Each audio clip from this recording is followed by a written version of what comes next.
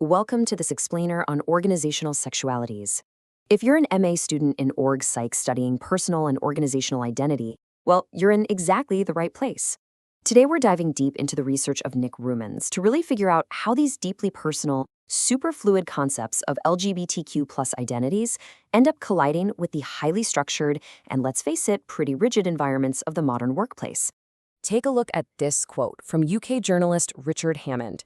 He asks why people even feel the need to mention their sexuality, kind of implying that it's an outdated or totally irrelevant concept at work. This actually hits the nail on the head for the central conflict we're exploring today. For folks in heteronormative environments, sexuality might seem like a total non-issue. But as the organizational literature clearly shows us, for LGBTQ plus employees, the workplace is far from a neutral zone. So, here's our map for unpacking all these hidden dynamics. We'll start by looking at the fluidity of identity, then move into the realities of the heteronormative workplace. From there, we'll navigate the tricky waters of identity disclosure, break down specific identity management strategies, and finally look ahead to the future of inclusion. Let's get right into it.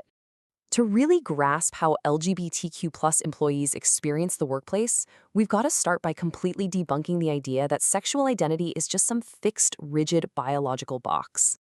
If we look at the sociological shift over time, it's pretty clear that identity concepts are constantly evolving. Back in the 19th century, Michel Foucault noted that sexuality was heavily medicalized. The homosexual was basically treated as a clinical case study, essentially a tool for social control. Fast forward to the 1970s, and boom, we see this massive shift toward identity politics. Gay became a political identity to unite people and fight oppression. But then, by the 1990s, queer theory hit the scene. Led by scholars like Judith Butler, this movement basically shattered the idea of a fixed identity entirely, championing much more fluid, non-normative expressions.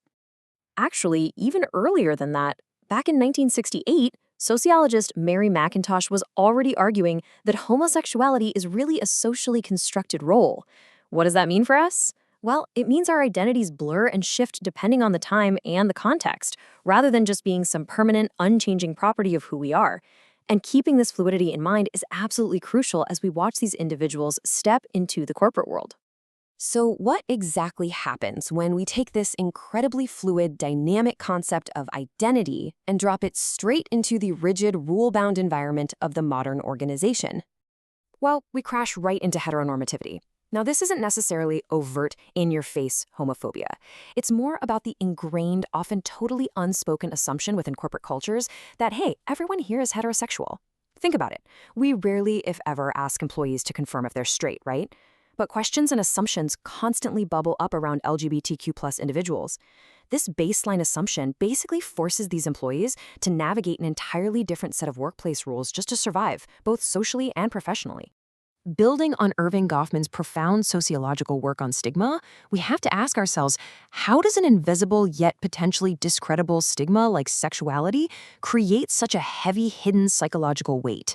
Goffman argued that, unlike a visible stigma, a concealable identity, like your sexuality, leaves an employee constantly vulnerable to being found out. The sheer psychological weight of wondering, is my career going to tank if people know the truth? That is a massive burden that heterosexual employees literally never have to carry.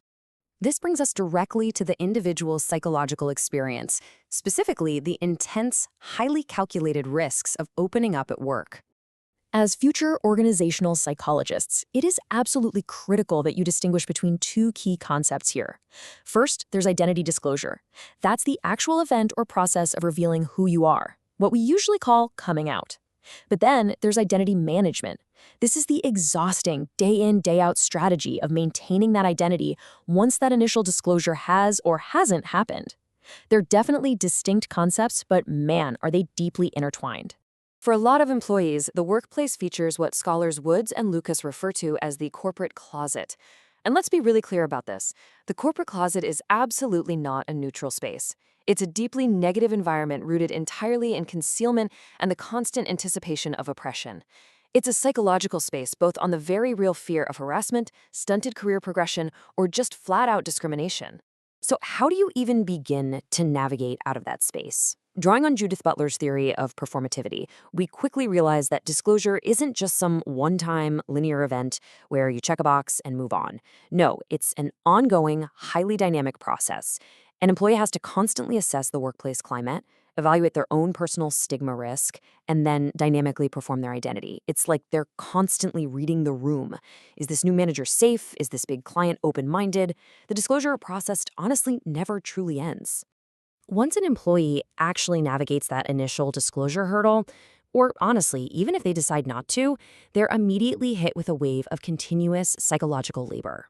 Woods and Lucas brilliantly broke down the responses to this immense pressure into 3 distinct identity management strategies: counterfeiting, avoidance, and integration. Let's break these down together, because understanding these behaviors is an absolute must when you're evaluating organizational health. First up is counterfeiting. Now, the key thing to remember here is that this isn't just staying quiet. It's the active, deliberate effort to pass as straight in the workplace. It means intentionally sending the wrong message to completely conceal an LGBTQ+ identity. Think about an employee deliberately changing the pronouns of their partner when chatting about their weekend plans. They are actively deceiving their peers just to protect their professional standing. The second strategy is avoidance. This one is all about withdrawing or completely dodging personal questions. An employee using this strategy will actively deflect conversations away from their private life, building this incredibly intense, stressful boundary to keep coworkers from guessing their sexuality. And as you can probably imagine, putting up walls like that can severely impact team bonding and overall job satisfaction. Finally, we have integration. Integration basically means the employee is out, but they are carefully, meticulously managing their sexuality so it conforms to the heteronormative expectations of what's considered professional. Scholars like Williams actually call this the gay-friendly closet. The employee is out, sure, but they dress and act in highly conventional ways to avoid drawing what might be seen as unnecessary attention to their queerness. So they're accepted, yeah, but only because they agree to play by the dominant roles. To wrap up our explainer today, we really need to look at how these theories apply across the board and what all of this means for the future of organizational policy. Because the reality is, we cannot treat the LGBTQ+ community as a single monolith. The data clearly shows us that different groups face incredibly specific, unique hurdles. For instance, research indicates that bisexual individuals are often way less likely to disclose at work than gay men or lesbians.